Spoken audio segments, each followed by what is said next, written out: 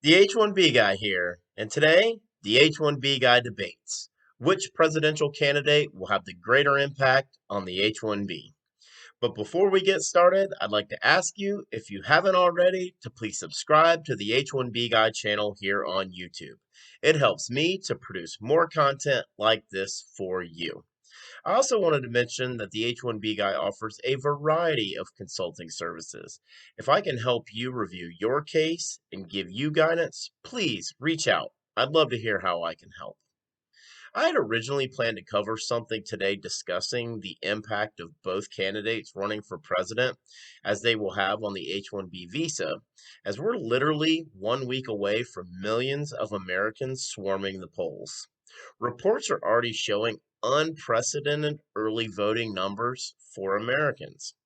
In my newsfeed this morning was a very timely article on DICE from Nick Kolakowski titled H1B Policy: How Trump and Biden Compare to Each Other.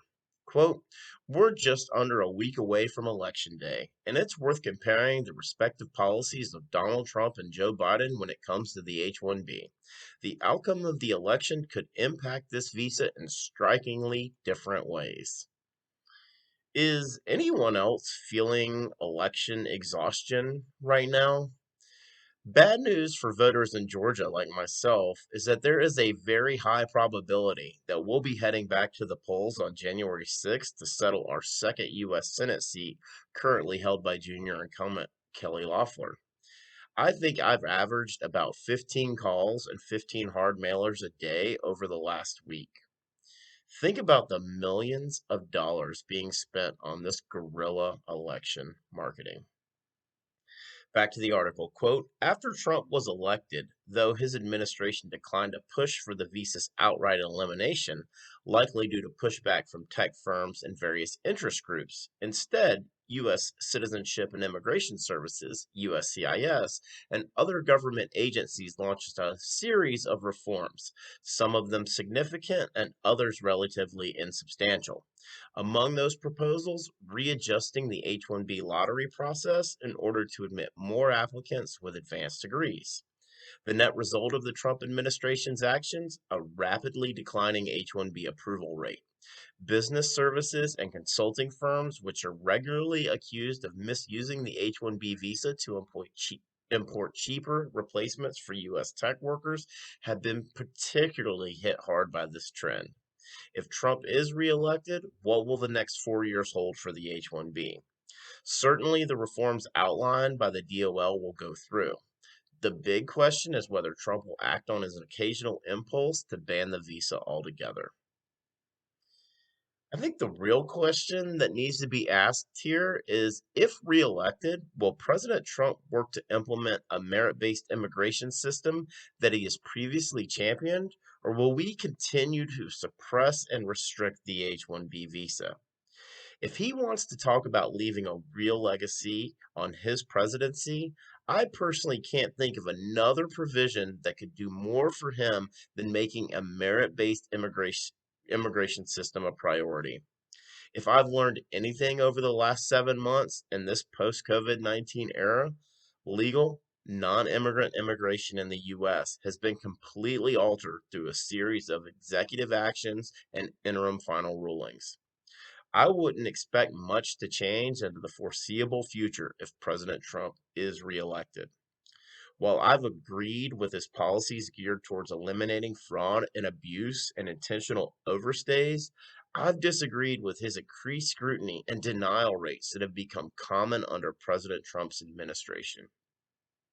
Moving on to former Vice President Joe Biden. Quote, Biden will increase the number of visas offered for permanent work based immigration based on macroeconomic conditions and exempt from any cap recent graduates of PhD programs in STEM fields.